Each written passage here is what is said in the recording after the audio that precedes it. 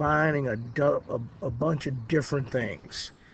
Um, in this particular question, we are asked to find out which equation is equivalent to any of the ones below. So what we're going to hope to do is figure out if I can take this, put it into my graphing calculator, and compare each equation, which equation is going to represent the original. Is it going to be equation one? Will that represent the original? Two, three, or four? But the first thing we got to do is we got to take the original equation and we got to put it into y equals mx plus b form. That's the standard form that we use when we are trying to put things in our calculator. And I teach my students something called box and circles. And box and circles simply mean that all of my variables are going to get boxed. All of my numbers are going to get circled. So when I go from this step down to this step, I've boxed out my y variable. And as you can see, I've used the property of distribution. X times x gives me 2x. X times negative 12 gives me negative 12x. And what I want to do now is I want to uh, do something called cross the line, change the sign. And very simply, what does that mean? That simply means the following. So again, we're talking about using boxes and circles. So what I want to illustrate again is the red box represents the y, the blue box represents the x's. Now, um, negative 34, right? We want to actually move that to the other side of the equation. And that orange line kind of represents the left and the right side of the equation. So we use a philosophy called, I cross the line and I change the signs. So when I go from negative 34 being over here, cross this line, I'm going to change it to positive 34. That might not be showing up so well. All right, so when I actually get my graphing calculator here, here's going to be the outcome. The outcome is going to be that I have an equation that I put into my y editor, and we're going to just make sure I take out the trash here. 7, 1, 2.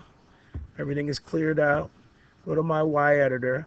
So I'm going to put in x squared minus 12x equals 34. Okay, so that's my original line. We hit graph. Okay, it looks a little bit like that. Now, if one overlaps this perfectly, that means it's equal to 1.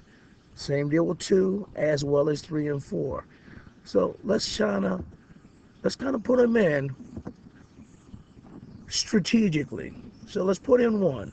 Here's my parentheses, x minus 17, parentheses,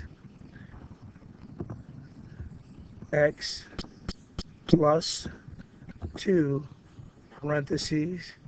Let's put in the next one.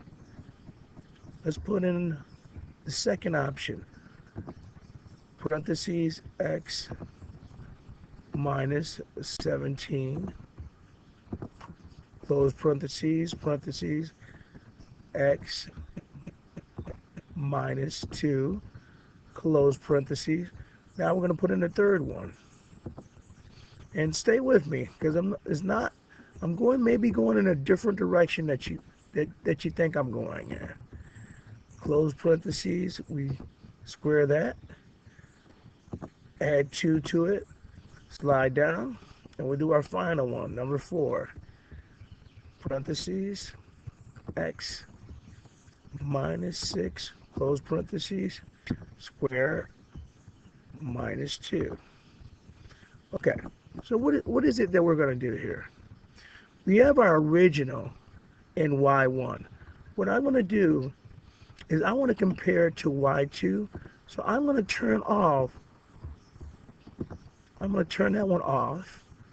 I'm going to turn that one off. And I'm going to turn that one off. And by just simply putting my mouse over the equal signs and making sure that it's not highlighted, I'm actually turning it off. So I'm going to have two lines that I'm going to be able to compare.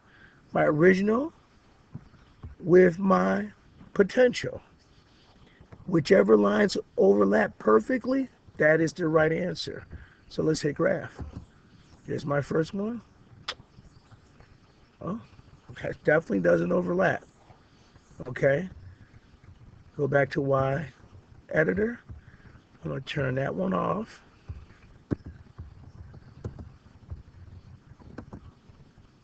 Turn this one on by hitting enter. Hit graph again.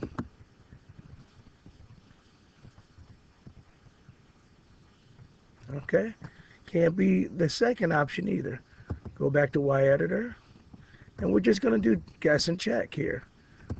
Turn that off by hitting enter. Go to the fourth one. Turn it on by hitting enter. Hit graph. There's the first one. There's the second one. Okay. Well, we're doing a great job of guessing and checking. Okay. How many do we have left? We have one left. Okay. We turn that off. We turn this one on. And we graph.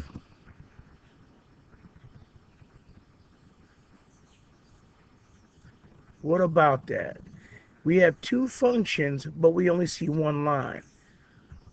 That's a pretty good indication, my friends, that this is the correct answer. All right. But just in case you're wondering, there's another way we could have gone about this. All right. I often teach this method to my more advanced students. Let's get out of the graphing function, second mode. And let's just say, I'm going to take a wild, funky number like 1.23. And I'm going to store that. Here's the store key right here under the X value. All right. So I know it's in there because if I hit X, hit enter, I get 123. So what I'm going to do is I'm going to take this value here of x squared minus 12x plus 34, and I'm going to see what I get. All right, x squared minus 12x plus 34. I'm going to enter. Okay, 20.7529. Now I'm going to take the value of the expression that we think is the right answer. I'm going to try the same thing. Parentheses, x minus 6, close parentheses, square minus 2. I'm going to hit enter. Lo and behold, I just proved that this equation and that equation were equivalent equations. Very good.